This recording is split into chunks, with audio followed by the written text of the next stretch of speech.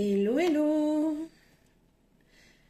Alors aujourd'hui, on a une situation dans laquelle euh, c'est un coup tu vas bien, un coup t'es reclus sur toi-même, un coup t'as de l'espoir, un coup t'as l'impression que tu vas pas t'en sortir et que t'arriveras pas à être heureuse dans cette relation. Et parfois tu te laisses surprendre euh, par des faits et des actes de son côté qui te redonne espoir et qui montre son meilleur côté. Mais ce qui pose problème dans votre relation, c'est son côté hyper matérialiste. Il est très centré sur le business, sur l'argent. Son objectif, c'est de faire un maximum d'argent. Et pour certains, il y en a même qui veulent bâtir un empire et être millionnaire demain. Et, euh, et du coup, je fais face aussi à un homme qui est beau physiquement, élégant, euh, très compétiteur, hautain. Hautain quand on ne le connaît pas. Dans l'intimité, il l'est beaucoup moins. Par contre, très dominant et qui aime montrer ce qu'il a et qui aime plaire aux femmes. Donc toi, tu es en train de commencer une relation avec cette personne-là, ou alors ça fait pas si longtemps que ça que vous êtes ensemble, et euh, toi, tu es tout l'opposé, c'est-à-dire que t'es pas du tout, mais alors pas du tout védal, pas du tout matérialiste, et pas du tout dans ce type d'énergie à fréquenter une personne pour ce qu'elle a. Toi, tu fréquentes une personne pour ce qu'elle est, et, euh, et tu aimes justement cette partie de lui qui révèle le côté qu'il n'a pas l'habitude de révéler aux autres personnes et qui est une belle partie de sa personne justement que tu apprécies et que peu de personnes connaissent. Toi, ton objectif, c'est vraiment de fonder un foyer, de construire quelque chose de solide, de vrai, euh, et de créer un environnement qui soit propice au bien-être, au bonheur, au partage, aux souvenirs. Sauf que, à l'inverse de lui, toi, tu es plutôt... En fait, t'as pas connu beaucoup d'hommes. T'as pas connu beaucoup d'hommes et tu n'es pas forcément à l'aise avec la jante masculine dans le sens où tu ne la comprends pas forcément. Et t'es très simple, très nature, pas du tout dans la manipulation. T'aimes pas les jeux du chaud-froid et fuis-moi, je te suis, etc. T'es vraiment dans la simplicité des choses et il faut que ce soit naturel. Tu n'as pas du tout l'habitude d'être dans ce type de relation. Et tu as tendance à... Tu es même étonné d'avoir plu à ce type d'homme. Parce qu'en règle générale, c'est pas ce type d'homme qui se retourne sur toi. Là, on me parle d'une distance entre vous actuellement.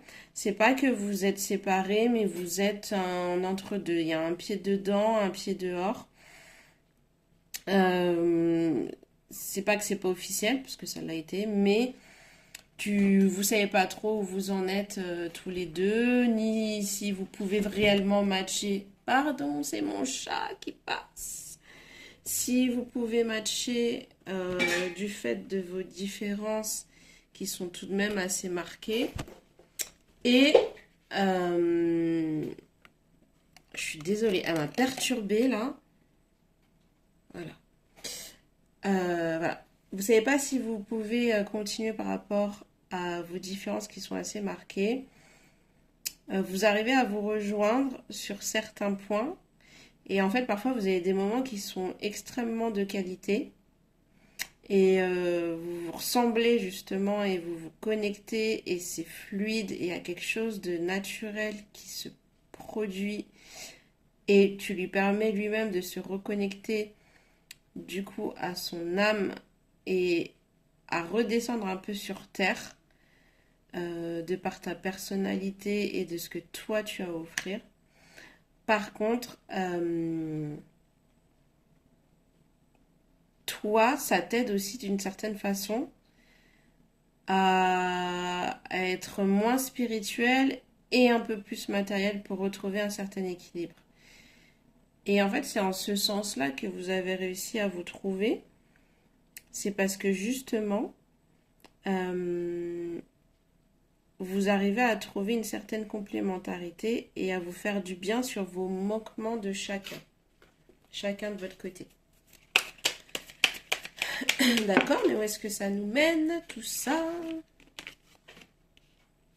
Alors, Ok. On te met en garde, mais je pense que tu es déjà averti que ce qui fait qu'il y a un pied dedans, un peu dehors, c'est que bah, de toute manière, c'est un homme à femme, donc voilà, tu te doutes qu'il fréquente d'autres personnes, qu'il flirte. Il va pas forcément jusqu'à l'infidélité totale, je veux dire, jusqu'au rapport charnel.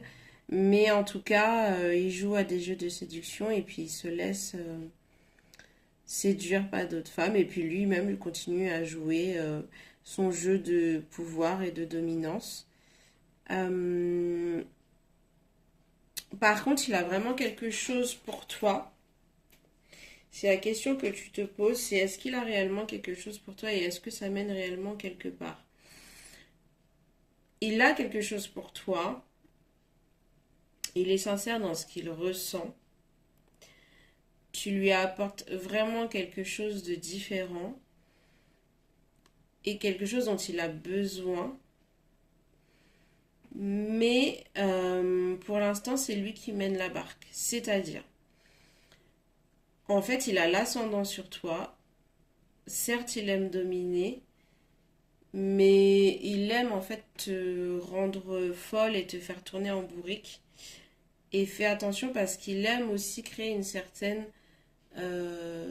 dépendance. Il y a vraiment ce côté qu'il veut te dominer. Mais il est comme ça, que ce soit toi ou une autre, il sera le même. Il y a un petit côté un peu mesquin et c'est le côté dark que t'aimes pas trop chez lui. On te dit que il faut que tu arrives à reprendre le lead et à ne pas tomber dans son piège. Et pour qu'il arrête d'aller papillonner ailleurs et qu'il ait envie de revenir vers toi, il faut que tu travailles un certain détachement et qu'il n'ait plus l'emprise sur toi en fait. Le fait qu'il sente que tu lui files entre les doigts, que ce qu'il fait ça a peu d'importance, que il n'est pas du tout le centre de ta vie. En fait, plus tu vas lui échapper, plus il va avoir peur et plus il va se rendre compte de ce que tu représentes. Mais là, il sait que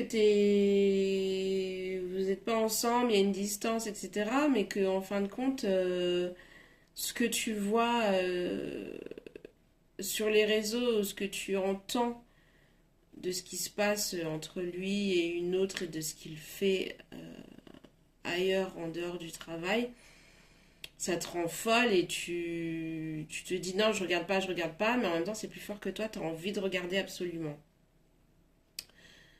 Mais lui, il sait que tu regardes, il sait que tu l'espionnes, il sait que ça te rend folle et que tu comprends pas, et en fait, ça l'excite d'autant plus. Tu vois, ça l'excite d'autant plus, et ça lui donne d'autant plus envie de continuer à jouer ce jeu-là et de garder cette emprise sur toi.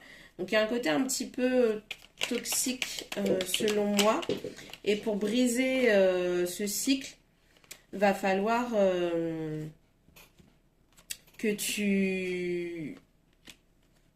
que tu te ressaisisses, quoi, que tu reprennes sur toi et que tu fasses comme si tu faisais une croix sur cette personne. Euh, Il y a eu ça a commencé sur le printemps où tu as eu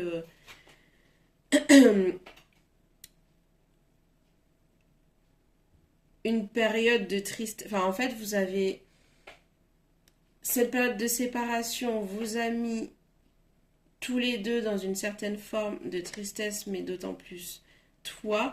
Il y a une certaine déception, un découragement par rapport à la relation. Et lui, mine de rien, n'a pas l'habitude d'être connecté à ce type d'émotion par rapport à une femme, donc il ne vit pas la relation non plus spécialement bien. Mais on me parle de ton évolution et de ton changement sur la période hivernale où, où tu vas travailler sur tes blocages. Et là, il y a beaucoup de travail personnel à faire, d'introspection et de prise de conscience de ce que tu vaux, de te connecter à tes valeurs et de grandir. Pas par le manque de maturité, mais il faut que tu apprennes là à te sentir femme. Tu te sens trop petite fille, tu vois, t'es trop mignonne. C'est bien, mais il te manque le côté un petit peu dark de temps en temps. Un petit peu garce aussi pour, pour revenir équilibrer la relation. Maintenant, en soi, c'est là tu peux apprendre en fait à travers cette relation et cette séparation du coup. Mais l'objectif c'est de faire de toi une personne un peu plus solide sur ses appuis. Je pense qu'il y a tu peux avoir quelque chose de plus simple et d'un peu plus sain dès le départ. Je perçois cette relation plutôt comme une transition parce que c'est une relation qui a énormément de choses à t'apporter. Mais en fait, cet homme-là, tu peux l'avoir à tes pieds, mais tu pourrais avoir un autre type de profil d'homme à tes pieds également. Ce qui est sûr, c'est qu'il y aura un comeback, donc il va revenir vers toi dès lors que tu auras fini ce déblocage et que tu auras fini de travailler sur toi et que tu auras accentué ce travail sur ta féminité. Euh, je vais aller regarder. Oh, qu'est-ce que c'est? Ouais, tu vois, on me dit tout de suite la plus grosse problématique là, c'est le manque d'estime. Donc tu te considères pas assez, t'arrives pas à voir ce que tu vaux réellement et t'as tendance à te... Alors t'aimes bien te faire dominer, c'est bien, mais il faut que ça reste une forme de jeu. Et c'est pas parce que tu te fais dominer que tu es... tu peux être une forme de soumise rebelle, tu vois, ou soumise mais avec une certaine forme de caractère. Et paradoxalement, un petit peu insaisissable. C'est-à-dire que oui, tu lui es soumise, mais d'un autre côté, il y a cette crainte de que d'autres hommes en fait perçoivent ce petit côté-là de toi et qu'ils aient envie de te mettre le grappin dessus. Donc ça veut dire qu'il va te soumettre, mais à la fois, il va tout faire pour te choyer et faire en sorte que tu sois bien pour que tu apprécies en fait ce jeu de rôle un petit peu. Je sais pas si je suis claire dans ce que je dis, mais je pense que ça va te parler. Les personnes qui sont vraiment concernées, ça va leur parler. Et on te dit de là de t'émanciper. Vraiment émancipe-toi. Lâche prise, arrête d'être si parfaite, entre guillemets, et mignonnette, tu vois, tout dans le contrôle, tout est... Il y a plein de facettes de toi que tu n'oses pas explorer et que c'est dommage parce que elles ont le mérite d'être explorées. Et je pense qu'il est temps que tu brilles, mais avant tout que tu te découvres réellement en tant que femme. Et n'aie pas honte de t'adonner à certaines activités qui te permettraient de te reconnecter à ta féminité. Il n'y a pas d'âge pour ça.